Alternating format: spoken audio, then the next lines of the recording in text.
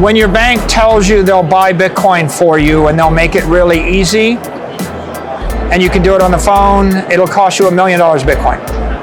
And when your bank calls you on the phone and says, you know, you really ought to buy Bitcoin, it's a digital monetary alternative, and when they recommend it, it'll cost you $10 million of Bitcoin. What if I had a business that was not facing all those risks? And that's what pure digital capital is. That's what Bitcoin is. 마이클 세일러는 미국의 기업 가이자 투자자로 소프트웨어 회사 마이크로스트래티지의 공동 창립자이자 회장입니다. 특히 비트코인 강력한 옹호자로 유명하며 2020년부터 마이크로스트래티지를 통해 대규모 비트코인 투자를 주도했습니다. 이런 그가 비트코인의 장기적인 상승 가능성과 혼돈 속에서 피할 수 있는 순수한 디지털 자산이라고 말하며 비트코인이 세계 질서를 잡을 수 있는 화폐 수단이 될 것이라고 얘기합니다. Thomas Lee, he's done some good work, and he says that Bitcoin generates all of its gains in like 10 days a year. And that just means that, you know, somewhere like 98, 97% of the time, nothing is happening and you're waiting for something to happen. And I would say every macro theory about if the bad thing happens, that's good, and if the good thing happens, that's bad, and if enough bad things happen, that's really good, because then a bad thing will happen, which will be good for us in the midterm. I get it, it's all true, but I just don't choose to play the game. My view of this is that's a game for professionals, and Howard Marks, he says the problem with all these day traders is the stock goes from 10 to 11, and the guy bought it at 10 and sold it at 11, and then it goes from 22 to 23, and he bought it at 22 and sold it at 23, and then it goes from 33 to 32, and he shorted it at 33, and he brags that he made $3, but the problem with the whole thing is if he just bought it at 10, he would have made like 10x that much money with no stress, no anxiety, and no risk. And so I tend to think, look, Bitcoin's going to grind up 30 to 60% a year for the next 20 years. And my long-term risk cost of capital is like 29% for 20 years. That being the case, rather than try to time the market, it seems to me like a better idea would be go mortgage your house for 30 years at 3% interest or 6% interest, and then make an investment for 30 years where you have 6% cost of capital and get 30% return on the capital, and you're getting 24% boost. So I think it's much better to figure out how you raise capital and lever the trade, or how you build a business that actually cashes in on that volatility, instead of being the day trader trying to guess the volatility, because it just seems like, it's a fool's errand for the average person. Bitcoin has matured over 4 years, and that's a good thing. We used to have, extremely highly levered, poorly capitalized companies driving the market, like the offshore exchange like FTX and Three Arrows and Terra Luna and the like. And the market has matured such that now you have large pools of more permanent capital, like BlackRock's capital, IBIT, or Fidelity, or Wall Street. And that will create less volatility, lower drawdowns, but it will drive the price up. On the day that Apple and Microsoft and Google enter the Bitcoin ecosystem, the price will go up, but the risk will go down. And one of the interesting things about volatility is, like, if you look at the risk in the space, if you have something which is 10x over collateralized by Bitcoin and the volatility is 60, well, there's a risk. And one way to drive down the risk is to increase the collateral, but the other way to drive down the risk is decrease the volatility. So it turns out you're better off being like 3 times over collateralized with an asset with a 30 vol than 10 times over collateralized with an asset that's a 70 vol. And so I think that's what's happening now. The industry is growing up. It's becoming more secure.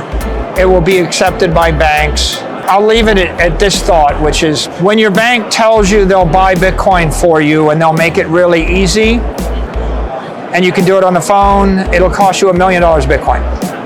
And when your bank calls you on the phone and says, you know, you really ought to buy Bitcoin, it's a digital monetary alternative, and when they recommend it, it'll cost you $10 million of Bitcoin. Well, one of your rules of Bitcoin, you have 21 rules of Bitcoin, Michael, is, well, they're all really interesting, but one that stuck out to me is Bitcoin is powered by chaos. You made a reference to a Swiss bank during World War II, for example. What is this current chaotic environment? What is the chaos currently that will drive Bitcoin to new highs? Well, there's like 100x more capital invested in the securities, the equities, and the fixed income securities of corporations. And so if we look at the chaos over the past few months, if you're invested in a Mexican company that ships products to the US, when the tariffs change, that's an anxiety-inducing event. If you're invested in a company that sells products into Canada and Canada changes their tariffs, that's an anxiety-inducing event. And if you're an equity investor, that's got to give you anxiety. So I think the real key here is wars create anxiety. Wars are bad for business. Fires in LA are bad for property. Hurricanes are bad for business. Tariffs, by the way, the end of wars are bad for business.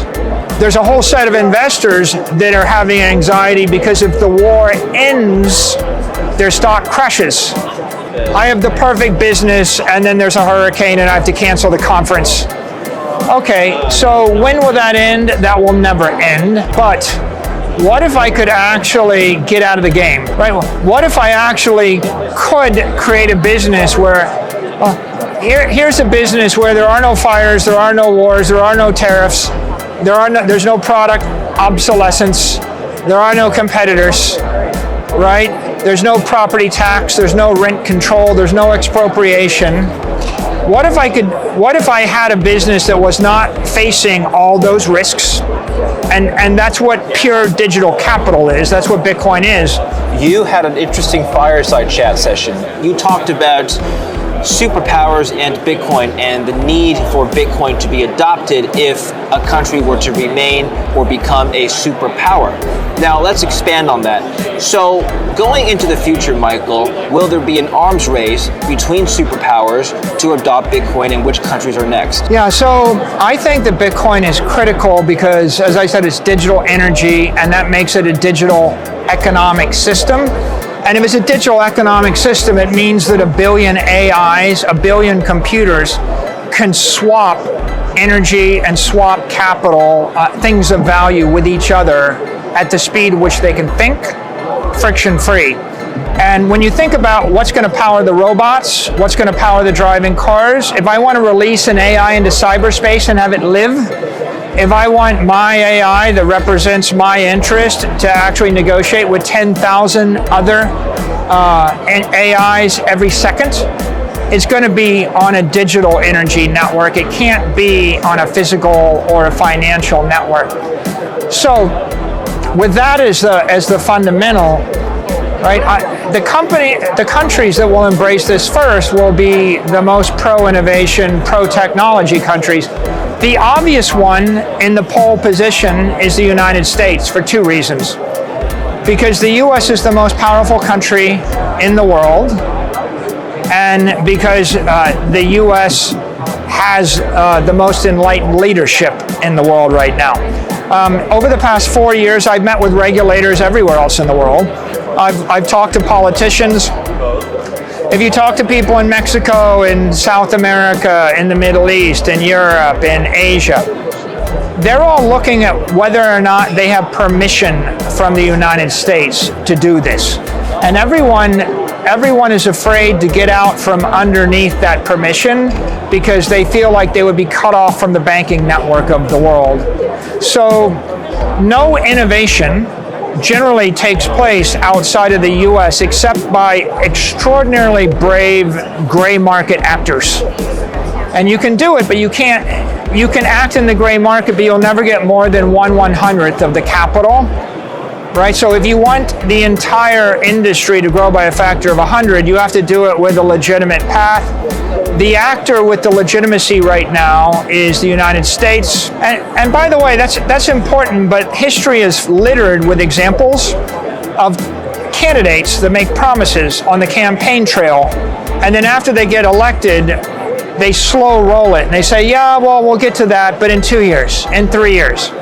And they appoint people, or they promise you to get elected, and then they appoint cabinet members that disagree with you. So what's really profound here over the past 4 months is you have a president that joined forces with the crypto community and the Bitcoin community. 마이클 세일러는 비트코인의 장기적인 상승 가능성과 그 본질을 혼돈 속의 질서, 디지털 에너지로 규정하며 단기 트레이딩보다 장기 보유 전략을 강조합니다. 그는 세계가 마주한 전쟁, 규제, 관세 등 끊임없는 불확실성이 자산 가치를 훼손한다고 지적하며 비트코인은 이러한 혼돈을 피할 수 있는 순수 디지털 자산이라고 말합니다. 특히 슈퍼파워 국가 간에는 비트코인을 둘러싼 전략적 채택 경쟁이 벌어질 것이라 보고 미국이 규제와 자본 측면에서 이끄는 중심축이 되고 있다고 평가합니다. 우리는 객관적인 시각으로 투자를 해야 하고 지금 당장만 보고 투자할 게 아니라 미래를 보고 투자를 해야겠죠. 010-2472-0429 전화번호로 탈겜이 적어서 문자 보내주시면 2025년 비트코인과 코인 시장에 대한 분석, 정보들 공유해드리겠습니다. 현재 우리에게 중요한 것은 이러한 정보를 어떻게 활용할 것인가입니다. 지금까지 영상 시청해주셔서 감사하고요. 다음에 더 좋은 영상으로 찾아뵙겠습니다. 감사합니다.